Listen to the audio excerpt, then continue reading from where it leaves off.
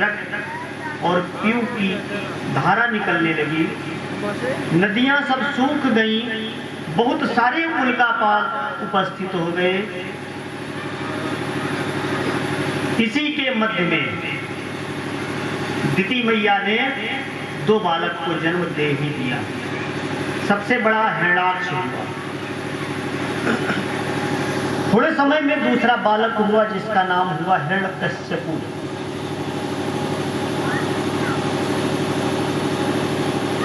जन्म लेते ही हिरण्याक्ष गदा को घुमाता हुआ अपने विशालकाय शरीर को लेकर के तीनों लोकों में दिग्विजय करता हुआ, देवताओं को पराजित करता हुआ, अपनी ध्वजा पताका लहराता हुआ नारद जी के पास गया। कहा मेरे से युद्ध करो। नारद जी कहने लगे हम तो भगवान का नाम लेते हैं, हमको युद्ध करना नहीं आता। वरुण के पास गया। जल के देवता वरुण देवता होते हैं। एक स्वस्थ आदमी के शरीर में 5.5 लीटर खून होता है, रक्त, जिसमें 95 या 95% जल होता है। 5% आरबीसी डब्ल्यूबीसी या जो भी सोना चांदी तांबा पीतल होता है, ये होता है। और जल के देवता होते हैं वरुण देवता। वरुण के पास चला गया। कहा लड़ना भिड़ना आता है। वरुण ने कहा कि हम तो लड़ना नहीं जानते, नारद जी आपको लड़वा देंगे, उनसे मिलिएगा, वो लड़ाना जानते हैं। इस प्रकार से वरुण को भी धिक्कारते हुए वो हिरण्याक्ष अपने मन में विचार करता है कि इस पृथ्वी को ही हम नष्ट कर देंगे। जब पृथ्वी नहीं रहेगी तब यहाँ पे कौन रहेगा? कोई नहीं रहेगा। पृथ्वी को उठाया और सीधा ले जाकर के जल में छुपा दिया, समुद्र में छुपा दिया। क्योंकि पहले जल ही जल था, आज भी 3 भाग जल है, 1 भाग ही पृथ्वी है, जैसा कि शास्त्रों का जो आदेश है। जब पृथ्वी को छुपा दिया, इसके बाद सारे देवता यत्र तत्र छुपते हुए अंतर में भगवान के पास गए। भगवान से कहा अब रक्षा करिए प्रभु। भगवान ने कहा चलो ठीक है, क्योंकि नियम है जब जब धर्म का नुकसान होता है या ग्लानि होती है इस पृथ्वी पर, तब भगवान को कोई न कोई अवतार या रूप धारण करके पुनः धर्म की स्थापना करनी पड़ती है। और जहां पे दुष्ट होते हैं उन दुष्टों का वध करते हैं।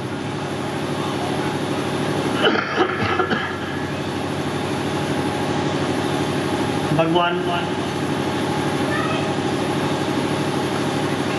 ब्रह्म सबके देखते देखते, उस सभा में सभी बैठे हैं, ब्रह्मा विष्णु भूत भावन जितने देवता हैं बैठे हैं।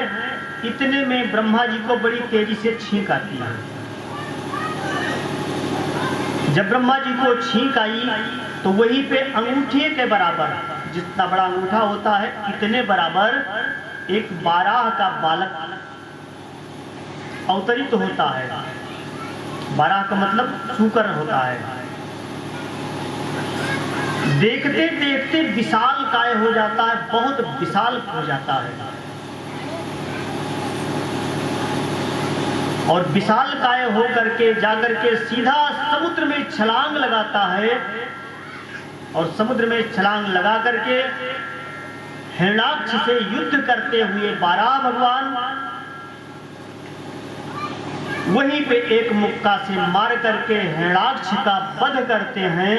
हिरण्याक्ष का वध करने के बाद पृथ्वी को अपनी नाक पे ला करके पुनः यथा स्थान उपस्थित कर देते हैं। बोलो वृंदावन बिहारी लाल की। और जब पृथ्वी को यथा स्थान उपस्थित कर देते हैं, 12 भगवान अपने शरीर को बड़े तेजी से झाड़ते हैं। जिस प्रकार से पशु जब जल से बाहर निकलता है तो अपने शरीर को बड़ी तेजी से झाड़ता है। ऐसे भगवान अपने शरीर को जब झाड़ते हैं तो उस समय भगवान के 3 रोए गिरते हैं।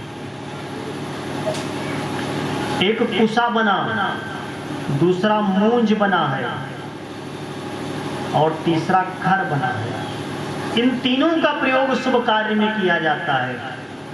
शादी में खर का प्रयोग करते हैं ना मंडप छाने के लिए, और कुसा का प्रयोग कब करते हैं?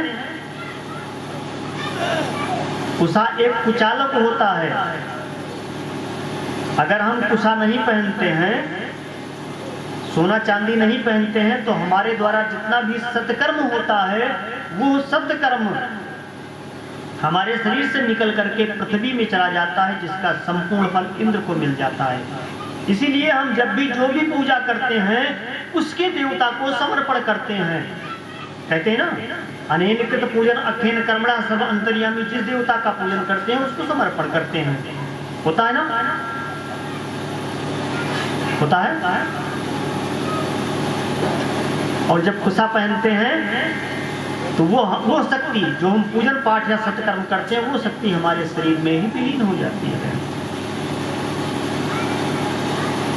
इस प्रकार से हिरण्याक्ष का वध करके 12 भगवान पृथ्वी को यथा स्थान ला करके उपस्थित करके अपने शरीर को झाड़ करके 3 रोए गिरते हैं, जो कुसा, खर और मूंज पैदा होती है, जो आज हम सात्विक कर्मों में प्रयोग करते हैं। ये भगवान के रोए हैं। भाई का वध हो जाने के बाद हिरण्यकश्यप जो छोटा भाई था, उसने कहा कि अब हम थोड़ी शक्ति और अर्जित करें। अपने मैया दिति को समझाया, पत्नी उषा भानु को समझाते हुए, भाई की पत्नी उषा भानु को समझाते हुए, पत्नी कयाधु को समझाते हुए, जिसने मेरे भाई का वध किया है मैं उसका वध करूंगा, उसके रक्त को ला करके अपने भाई का मैं तर्पण करूंगा। यह सोच करके तपस्या करने के लिए वो घर से निकल पड़ता है। मार्ग में देखा एक वृक्ष पे एक तोता बैठा हुआ है, वो नारायण नारायण नारायण कह रहा है। वापस लौट पड़ा, कहा मेरा तो अमंगल हो गया। पत्नी ने कहा क्यों स्वामी, आप तो भजन करने गए थे, हो गया भजन? पत्नी ने थोड़ा व्यंग भी कसा। घर से जब भक्ति आती है कि हम जंगल में भजन करेंगे, घर से जंगल चल दिए। वहां पर जब मोटी मोटी रोटी दोपहर को 2 बजे मिलती है, रूखी सूखी नमक के साथ, पत्नी के हाथ की वह पतली रोटी याद आती है। हिरण्यकश्यप ने अपनी पत्नी कयाधु से कहा, देवी ये बात नहीं है, मैं भजन करने जा रहा था, मार्ग में एक वृक्ष के ऊपर मेरा एक शत्रु का नाम ले रहा था, एक तोता। पत्नी बड़ी प्रसन्न हुई और पत्नी ने कहा स्वामी क्षमा करिएगा, आपके शत्रु का क्या नाम है? उस समय हिरण्यकश्यप ने कहा नारायण नारायण नारायण। पत्नी बड़ी प्रसन्न हुई, कहा इसके मुख से तो कभी भगवान का नाम ही नहीं निकला, और आज ये भगवान नारायण का नाम ले रहा है।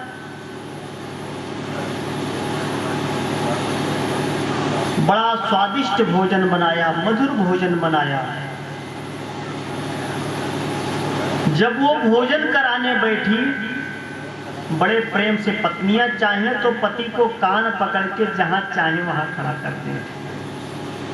देवियों का यह स्वभाव होता है, देवियों में शक्ति होती है। पत्नी ने कहा स्वामी क्षमा करिएगा, आपके शत्रु का नाम मैं भूल गई, कृपया एक बार फिर से बता दीजिए। इस बार तो आवेश में आकर के हिरण्यकश्यपु बड़ी लंबी सांस खींच करके नारायण नारायण नारायण नारायण नारायण नारायण कहते हुए भगवान का नाम 108 से ज्यादा बार ले लिया।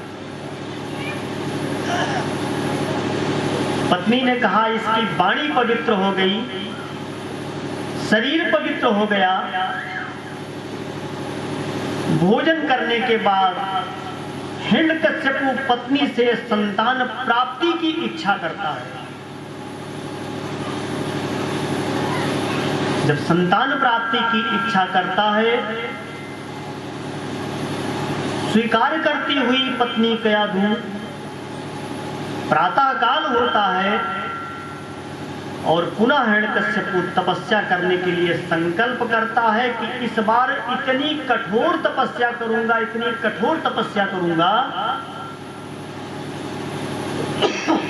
जब ब्रह्मा वरदान देने के लिए आएंगे तो बहुत सारा वरदान।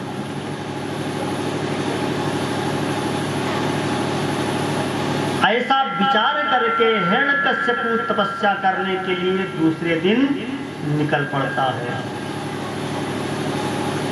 एक पर्वत के कंदरा में जाकर के प्रवेश करता है। कंदरा के द्वार को एक पत्थर के शिरा से ढक देता है। अंदर प्रवेश करके दोनों हाथ को ऊपर करके बाएं पैर के अंगूठे पर खड़े हो करके ब्रह्मा जी का चिंतन करते हुए, ध्यान लगाते हुए बहुत समय व्यतीत हो जाता है।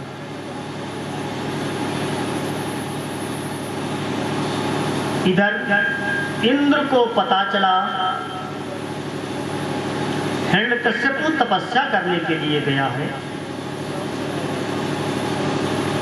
वरदान प्राप्त करके आएगा तो मेरा राज्य ले ही लेगा। हिरण्यकश्यपु की पत्नी कयाधु को इंद्र पकड़ लिए और ले जाकर के उसका वध करना चाहते। मार्ग में नारद जी मिल गए। नारद जी ने कहा, कहां ले जा रहे हैं? बताया इसका वध करना है। नारद जी ने समझाया, इसके उदर में जो संतान पल रही है, उसी संतान के निमित्त ही उसका वध होने वाला है, इसलिए इसका वध ना करो। नारद जी इंद्र से वापस कयाधु को लेकर के कयाधु के उदर में पल रहे भक्तराज प्रहलाद को भगवान का उपदेश देते हैं और ला करके पुनः उनके महल में छोड़ देते हैं। हिरण्यकश्यपु तपस्या करके बहुत समय तपस्या किया और तपस्या करने के बाद ब्रह्मा जी का आसन डगमगाया। ब्रह्मा जी वरदान देने के लिए अपने ब्रह्मलोक से गर्भ पे आसीन होकर के अपने वाहन पे और जाकर के वहां पहुंचते हैं। तपस्या करते करते अपने शरीर को साधते हुए हिरण्यकश्यपु के शरीर में मात्र अस्थि ही शेष बची, बोलने की शक्ति नहीं। ब्रह्मा ने अपने कमंडलू से जल लिया, हिरण्यकश्यपु के ऊपर छिड़का, बोलने की शक्ति आई। हिरण्यकश्यपु कहता है ब्रह्मा जी से, हे पितामह, आप मुझे वरदान दीजिए, मैं अमर हो जाऊंगा। ब्रह्मा जी ने कहा, अमर तो मैं ही नहीं हूं, आपको अमर का वरदान कहां से दे सकता हूं? दे दूंगा, कोई दूसरा वरदान मांग लो। अब तो हिरण्यकश्यपु ने वरदानों की झड़ी लगा दिया। कहा, मैं दिन में ना मरूं, रात में ना मरूं, जल में ना मरूं, थल में ना मरूं, मनुष्य के द्वारा ना मारा जाऊं, अस्त्र से ना मरूं, शस्त्र से ना मरूं। वरदानों की झड़ी लगा दिया। ब्रह्मा जी ने सारे वरदानों को दे करके तथास्तु कहा और वरदान को प्राप्त करके वह हिरण्यकश्यपु दिग्विजय करता हुआ वहां से सीधा अपने महल में आया और दिग्विजय करता हुआ देवताओं को पलायन करा दिया। देवता लोग वहां से भाग गए। इंद्र पे अपना झंडा लगा दिया। इंद्रासन के इंद्र के पद पे हिरण्यकश्यपु बैठ गया। अपने राज्य में घोषणा करा दिया कि आज से कोई यज्ञ नहीं होगा, हवन नहीं होगा, पूजा नहीं होगा, पाठ नहीं होगा, कोई भगवान का नाम नहीं लेगा, सब मेरा ही पूजन करेंगे, मुझे ही भगवान मानेंगे। करते करते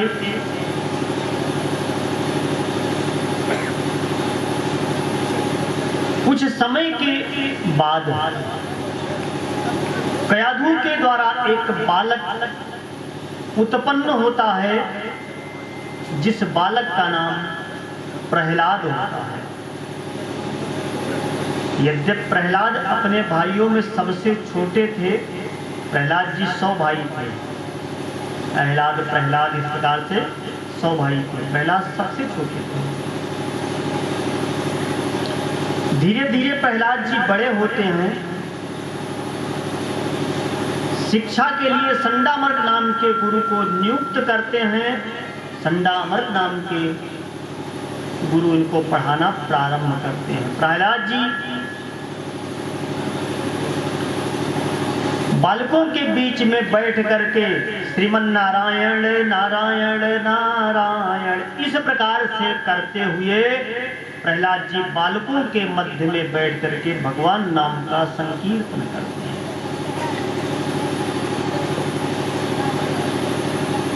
एक दिन हिरण्यकश्यपु बड़े प्रेम से गया, प्रहलाद को बुलाया, अपनी गोद में बिठाया और कहा, पुत्र आपने सबसे अच्छी शिक्षा क्या प्राप्त किया? अब तो प्रहलाद जी ने नवधा भक्ति का ही वर्णन कर दिया कि मैंने नवधा भक्ति की ही शिक्षा ग्रहण किया है। बड़ा कुपित हुआ हिरण्यकश्यपु। आचार्यों को बुलाया जो इनके गुरु थे, कहा मैंने राजनीति, युद्ध नीति और अन्य नीतियों की शिक्षा देने के लिए आपको नियुक्त किया है और आप तो हमारे बालक को भगवत धर्म का उपदेश कर रहे हैं।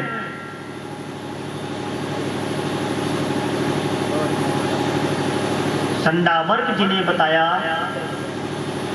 कि ये तो बालक पढ़ा पढ़ाया ही पैदा हुआ है, मैंने ये शिक्षा नहीं दिया। फिर भी हमें एक बार अवसर दीजिए, हम इनको सुधारने का प्रयास करेंगे। हिरण्यकश्यपु समझा करके वहां से वापस आता है।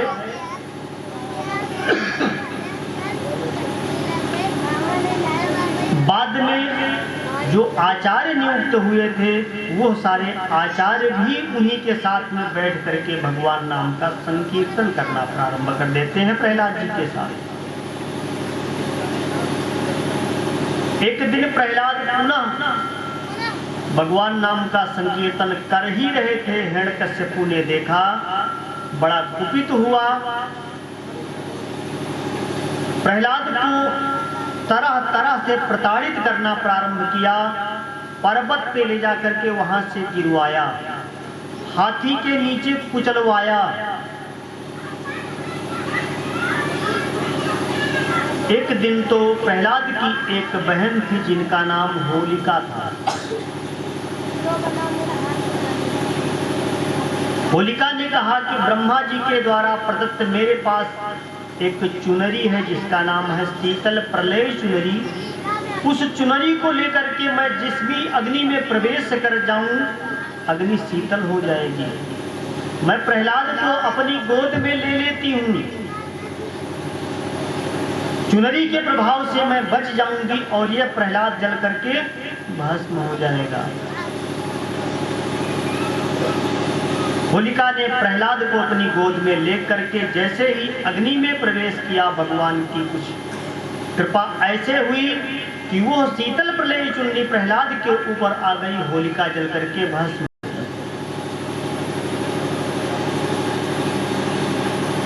जब होलिका जल करके भस्म हो गई, हिरण्यकश्यपु ने दूसरी योजना बनाई, नदी में फेंकवा दिया। फिर करते करते एक दिन प्रहलाद को लेकर के हिरण्यकश्यपु एक खंभे में बांध दिया और बांध करके चाबुक आदि लेकर के प्रहलाद को मारना प्रारंभ किया। जब प्रहलाद को मारना प्रारंभ किया, उसी समय भगवान से रहा नहीं गया। जो खंभ है उस खंभ में गड़गड़ाहट की आवाज होती है और वो खंभ चरचरा करके फट जाता है। वहीं पे नरसिंह भगवान का प्रादुर्भाव होता है। बोलो नरसिंह भगवान की। नरसिंह भगवान का रूप इतना विकराल रूप है, गड़गड़ाहट की आवाज होते हुए नीचे का शरीर तो मनुष्य का है, नर का, और यहां से ऊपर का शरीर सिंह का है। नरसिंह भगवान दौड़ करके हिरण्यकश्यपु को पकड़ लेते हैं और पकड़ करके अपने जंघा पे लिटा करके, जो दरवाजा जिसको चौखट कहते हैं, वहीं पे बैठ जाते हैं। एक एक वरदान को याद दिलाते हैं।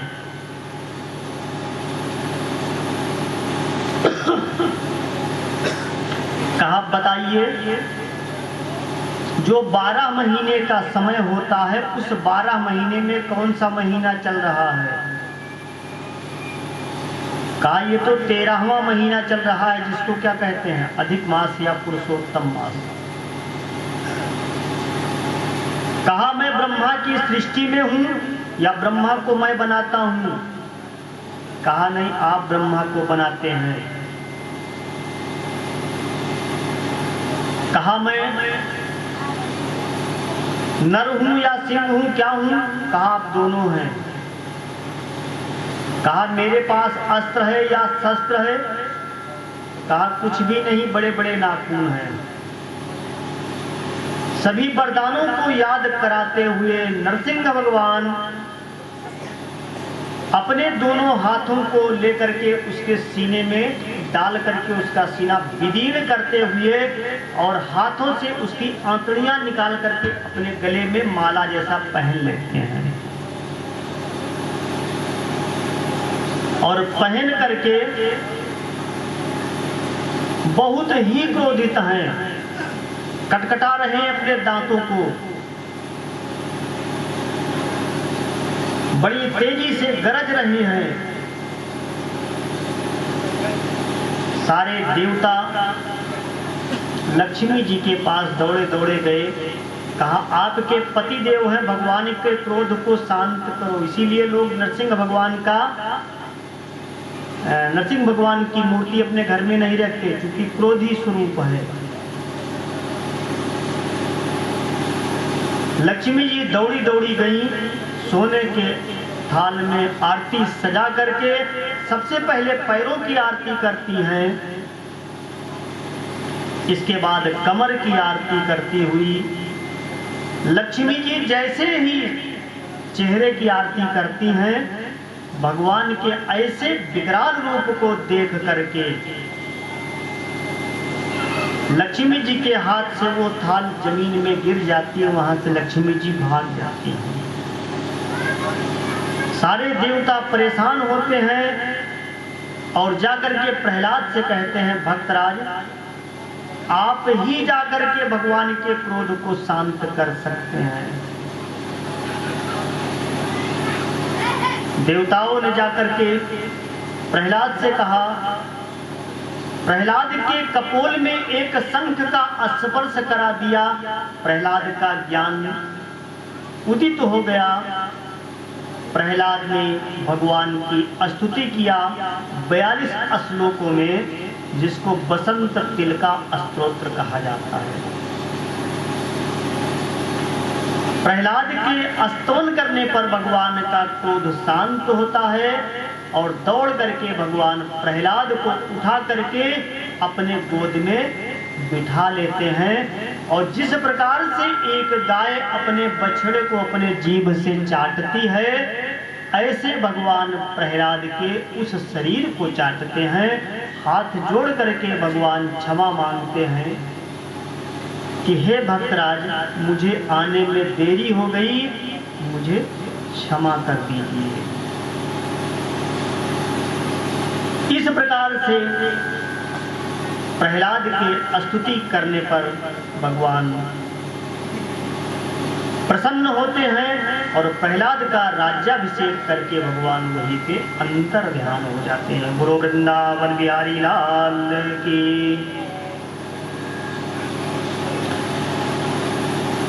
श्री राम जय राम जय जय राम, श्री राम जय जय राम, श्री राम जय जय राम, श्री राम जय जय राम।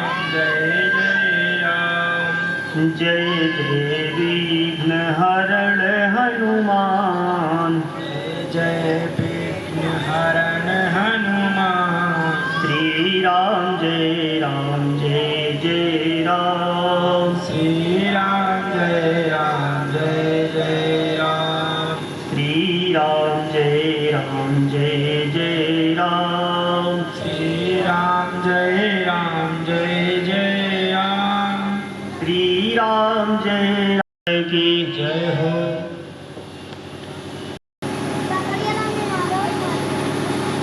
वैकुंठ में गए।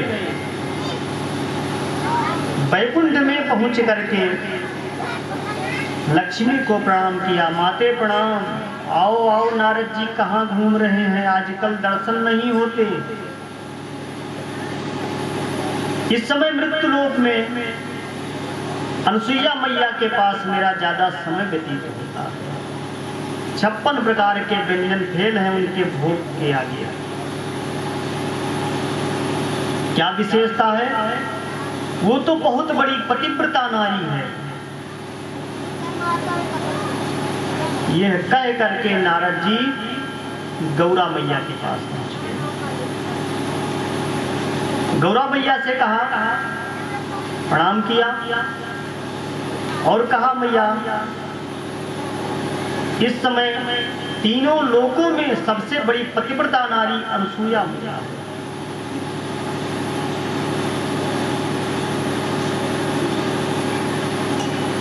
नारद जी तीनों देवियों को यह बता करके कि एक नारी अनसुईया ही है, दूसरा कोई नहीं।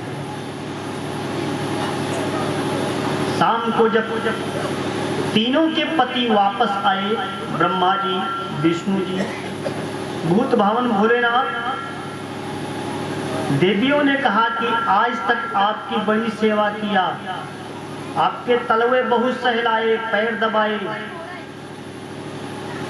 हमसे जो बन पड़ा आपकी सेवा किया, लेकिन आज मेरा कुछ वचन है, आपको मानना पड़ेगा। यद्यपि खरगोश को सींग नहीं होती, लेकिन मैं कहूं तो आपको खरगोश का सींग लाकर देना होगा। यही नहीं, जो कुछ मैं मांगती हूं आपको करना ही पड़ेगा, ऐसा देवियों ने अपने पतियों से कहा। क्योंकि पत्नी की बात है, पति मना कर नहीं सकते। कहा ठीक है, आप कहिए तो। तीनों देवियों का एक ही उद्देश्य कि आप मृत्युलोक में जाइए और मृत्युलोक में निवास कर रही अत्रि की पत्नी अनसुया के पातिव्रत को भंग करिए।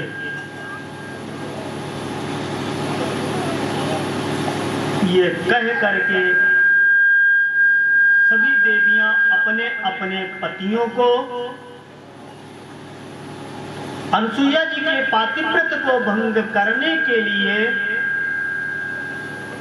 भेज दिया। मार्ग में तीनों एक दूसरे को मिलते हैं। बोलो वृंदावन बिहारी लाल की। मार्ग में तीनों एक दूसरे से मिलते हैं और कहते हैं कि भगवान का नाम करते हुए बोलो वृंदावन बिहारी लाल की।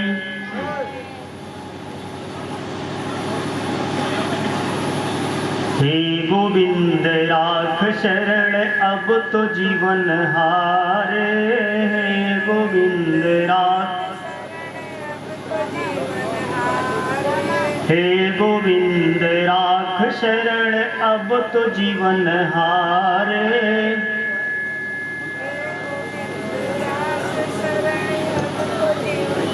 हे गोविंद राख शरण अब तो जीवन हारे। जीवन हारे। कहाँ प्रभु जन्म लिहो कहाँ भयो ठाढ़े। कहाँ प्रभु जन्म लियो कहाँ भयो ठाढ़े। किह कै विध्वंस की हो किह कै दुलारे। किह कै ध्वंस की हो किह के दुलारे। हे गोविंद राख शरण अब तो जीवन हारे।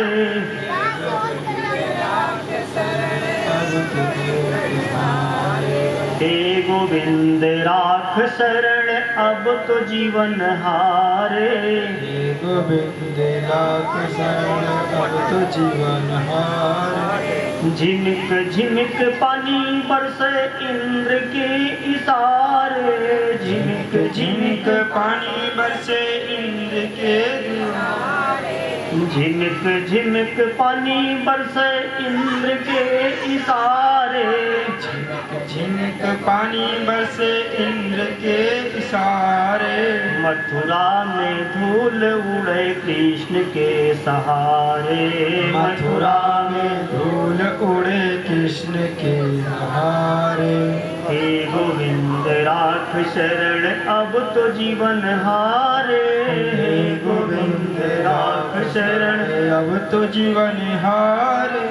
बोलो वृंदावन बिहारी लाल की जय।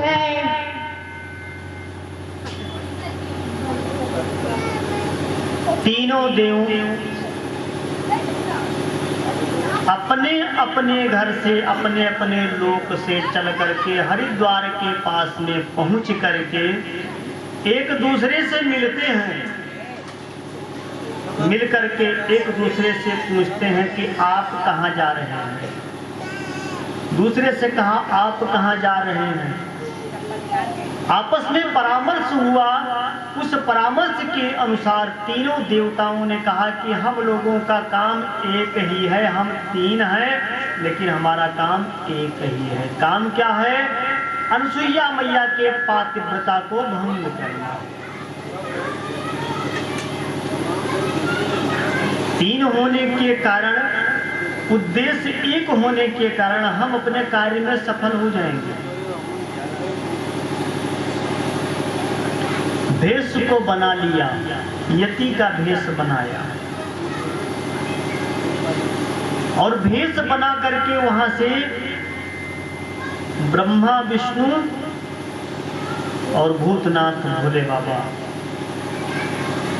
साधु का रूप बना करके और अनसुईया मैया के दरवाजे पर पहुंच गए। साधुओं का एक नियम होता है कि जब किसी के दरवाजे पर जाते हैं तब वो भगवान नाम संकीर्तन कहते हैं, जयकारा लगाते हैं। गए यात्री भवन किए जयकारा, जयकारा कर दिया, जयकार हो, कल्याण हो आपका। जब ये सुना सती मैया ने, अनसुईया मैया ने, आरती करने के लिए कि मेरे घर पे अतिथि आए हैं, चूंकि सबसे पहला देवता माता होता है, मातृ देवो भव, माता देवता होता है। पितृ देवो भव, पिता भी देवता है। तीसरा आचार्य, जिसको गुरु कहते हैं। गकारः रकारः उकारः स्तन निरोधिका इति विधीयते, गुरु जो गुप्त ज्ञान दे करके हमारे शरीर को अंदर और बाहर से साफ करके निर्मल कर दे, उसको गुरु कहा जाता है, आचार्य। ये भी देवता होता है। और अगला देवता कौन होता है? अतिथि देवो, जिसके आने की तिथि निश्चित ना हो उसको अतिथि कहते हैं। अतिथि भी कभी कभी बड़े विचित्र आ जाते हैं।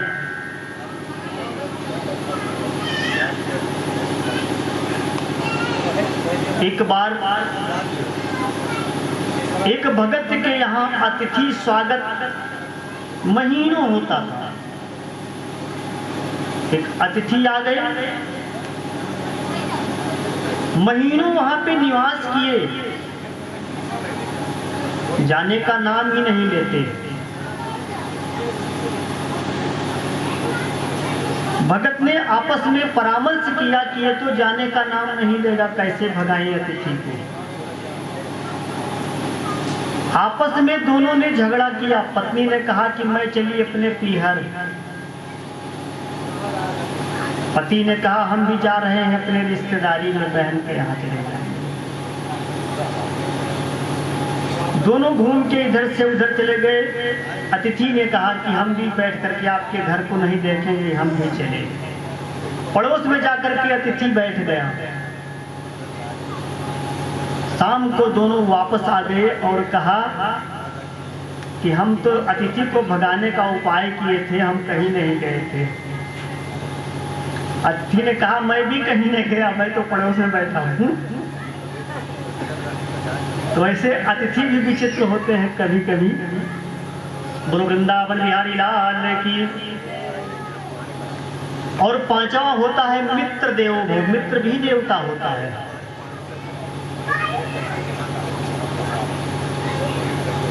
अब वहां पे पहुंच करके तीनों देव जयकारा करते हैं। सती जी अपने हाथ में थाली लेकर के इनकी आरती करने के लिए आती है। इतने में तीनों लोग कहते हैं कि मेरा एक नियम है। कहा संतों ने तुम्हें मेरा नियम निभाना होगा। बेवस्त्र हो के तुझे आज खाना बनाना होगा। जंघे पे बिठा के तुझे आज खिलाना होगा। कितना बड़ा शर्त कर दिया। मेरा नियम क्या है? मैं बहुत भूखा हूं, मुझे भोजन कराइए और दिगंबर वेश में भोजन पकाइए।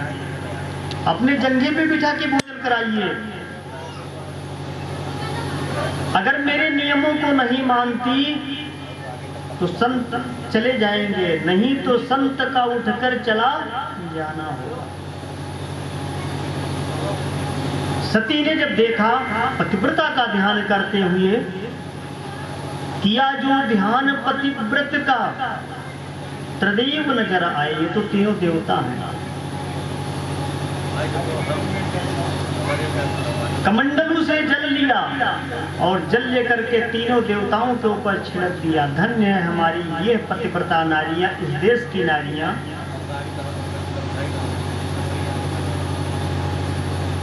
कि जिनके यहाँ देवता लोग भी आज दासत्व को प्राप्त करते हैं। कमंडलू से जल लेकर के तीनों देवताओं के ऊपर छिड़क दिया। तीनों देवता 6-6 महीने के बालक बन कर करे पालने में उनको बिठा देती है, लिटा देती है पालने में। 6-6 महीने के बालक बन गए। अपना स्तनपान कराया तीनों को और पालने में डाल देती है। माता अनसुईया ने डाल दियो पालना, झूल रहे 3 देव बन करके लाना। आज तीनों देवता बैठ करके बालक बन करके अनसुईया मैया के गोदी में खेल रहे हैं। बहुत समय व्यतीत हो गया। गौरा लक्ष्मी सोच किए ब्रह्माणी, गए दिन बीत, काफी समय बीत गए। आए न तीनों प्राणी। नारद जी एक बार फिर विचरण करते हुए तीनों लोक में गए। तीनों देवियों ने कहा कि मेरे पति कहाँ हैं? हमारा बसा बसाया घर तो आपने उजाड़ ही दिया।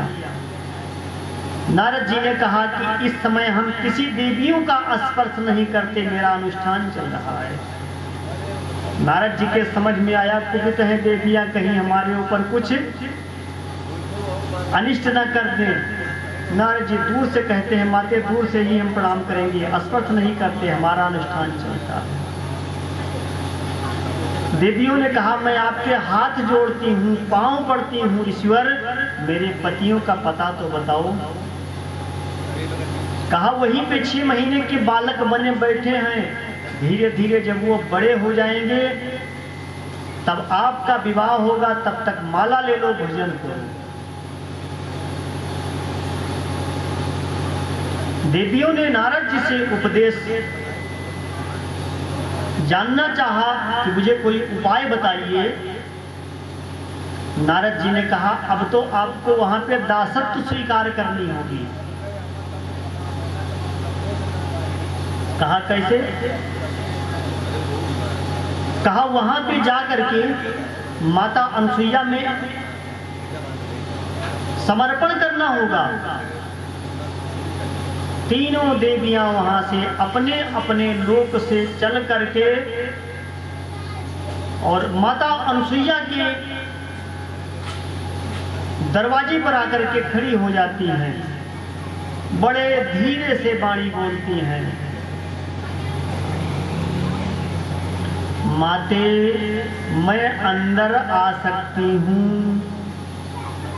ऐसे जब मधुर वाणी को सुना माता अनसुईया ने कहा मुझे माता कह दिया तो माता और पुत्री का वो संबंध होता है, माता और पुत्र का वो संबंध या पुत्री का होता है जो किसी भी भेद को नहीं मानता, जिसमें कोई पर्दा नहीं होता है। आपने मुझे माता कह दिया, अब आप अंदर आ जाइए, ये आपका घर है, आप निवास करिए। तीनों देवियां अनसुईया जी के पास जाती हैं, उनके पदबंधन करती हैं। पदबंधन करने के बाद वहीं पे सेवा में लग जाती हैं तीनों देवियां। बहुत समय व्यतीत होने पर एक दिन तीनों देवियों के आंखों में आंसू देखते हैं अनसुईया मैया। कहा देवियों आपको कोई कष्ट? कहा मैया बहुत बड़ा अपार कष्ट है, हमारे पति तो आपके पास बालक बने हैं, इनको मुक्त कर दो।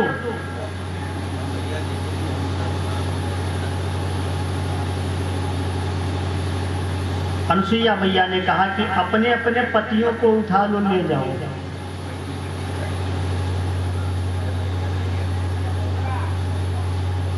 कहा ऐसे संभव नहीं है। अब तीनों देवियां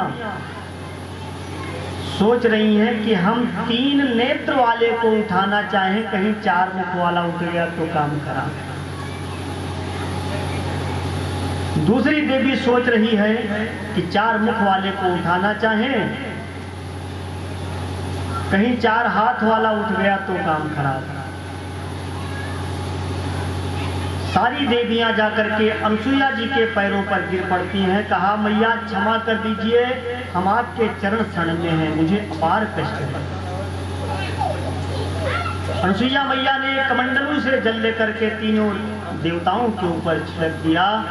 अपने अपने स्वरूप में आकर के पुनः देवियों ने अपने पतियों को छुड़ा करके, अब देवियां उल्टे ही डांट रही अपने पतियों को। अगर हम नहीं आए होती तो आप बालक बने यहीं पे पड़े होते। पहले भेजा भी था और आज कह रही हैं कि अगर हम नहीं आए होते तो आप बालक बने होते। ये तो कहो मैंने आपका कल्याण कराया। अपने अपने पतियों को साथ में लेकर के और तीनों देवियां अपने अपने उस लोक को जाती हैं। हम लोग भी ऐसे सती जी के पावन चरणों में प्रणाम करते हुए कथा प्रसंग को आगे बढ़ाते हैं। सती देवी तेरे चरणों का सादर वंदन करते हैं। सती देवी तेरे चरणों का सादर वंदन करते हैं। सती देवी तेरे चरणों का सादर वंदन करते हैं। सती देवी तेरे चरणों का सादर वंदन करते हैं। परम तेज की परम त्याग की परम त्याग की पति पद में परम अनुराग की पति पद में अनुराग की गा गा कर गुण गरिमा सज्जन जनरंजन करते हैं। गा गा कर गुण गरिमा सज्जन जन मनोरंजन करते हैं। सती देवी तेरे चरणों का सादर वंदन करते हैं। सादर वंदन करते हैं। बोलो वृंदावन बिहारी लाल की। इस प्रकार से हमारे यहाँ देवियों का कितना प्रादुर्भाव, कितना वर्चस्व रहा होगा। यही नहीं, देवियां ये वो परम भूमि है, ये वो पावन भूमि है जहां पर देवांगनाएं भी आकर के और ऐसे देवियों के चरणों में साष्टांग प्रणाम करती हैं। यहां तक कि कैकेयी मैया को लोग दोष देते हैं, कैकेयी मैया बड़ी दोषी थी। जब कैकेयी मैया ने दोष का निरूपण किया वशिष्ठ जी की पत्नी अरुंधति ने, उस समय कौशल्या मैया बड़े प्रेम से कह रही है, आप गुरु पत्नी हैं, लेकिन कैकेयी में दोष होता तो भरत जैसे बालक को जन्म ही नहीं। अयोध्या में हमारे प्रभु श्री रामचंद्र जी को सबसे ज्यादा प्रेम करने वाला अगर कोई पात्र था तो वह पात्र मैया कैकेयी थी। रामायण में उल्लेख मिलता है, भरत अपने नैनिहाल जाते थे, शत्रुघ्न जाते थे, लक्ष्मण जाते थे, लेकिन राम अपने नैनिहाल गए हों ऐसा कहीं उल्लेख नहीं मिलता। भगवान राम को सबसे बड़ा, सबसे परम पात्र, सबसे ज्यादा प्रेम करने वाला कोई पात्र था तो वो मैया कैकेयी थी। एक दिन की बात है, भगवान राम की अवस्था जब 5 वर्ष की थी, उस समय 5 वर्ष की अवस्था में कैकेयी मैया ने अपने हाथों से दूध और चावल बनाया, क्योंकि भगवान को सबसे ज्यादा प्रिय क्या है? दही और भात, दूध और भात भगवान को सबसे ज्यादा प्रिय है। गोपिकाओं ने भगवान से कहा है, प्रभु हम आपके भात हैं। भात का अर्थ होता है, तात्पर्य होता है भात का। भात कैसे बनाते हैं? सबसे पहले धान को बीजते हैं, धान बीजने के बाद उसको काटते हैं, मूसल से मारते हैं। इसके बाद जब वो चावल बन जाता है, पानी में डाल करके उसको पकाते हैं, और पकाने के बाद फिर उसको भोग लगाते हैं। तो ऐसे गोपिकाओं ने कहा कि मैंने संसार के थपेड़े झेल लिए हैं, संसार के मूसल खा लिए हैं, अब मैं भात बन गई। भात का मतलब मैं आपके लिए समर्पण हो गई, समर्पित हो गई, क्योंकि भात को चावल में नहीं परिवर्तित किया जा सकता है। जिस प्रकार से विवाह के उपरांत वो कन्या एक पति की ही हो जाती है, ठीक उसी प्रकार से भात बनने के बाद दोबारा वो किसी अन्य रूप में परिवर्तित नहीं हो सकता। कैकेयी मैया ने अपने हाथों से दूध और भात बनाया, अपने हाथों से हमारे प्रभु श्री रामचंद्र जी को 4 ग्रास भोजन कराया। जैसे ही 5वां ग्रास भोजन कराने के लिए अपना हाथ उठाया, हमारे भगवान ने हाथ पकड़ लिया। मैया, आप मुझे सचमुच प्रेम करती हैं? कैकेयी कहती है, मेरे लिए राम के सिवा कुछ भी नहीं है संसार में। भगवान राम कह रहे हैं, मैया कभी आपने सोचा कि मेरे राम को भी कुछ चाहिए? कैकेयी मैया ने कहा, राम मांगने में देरी करेगा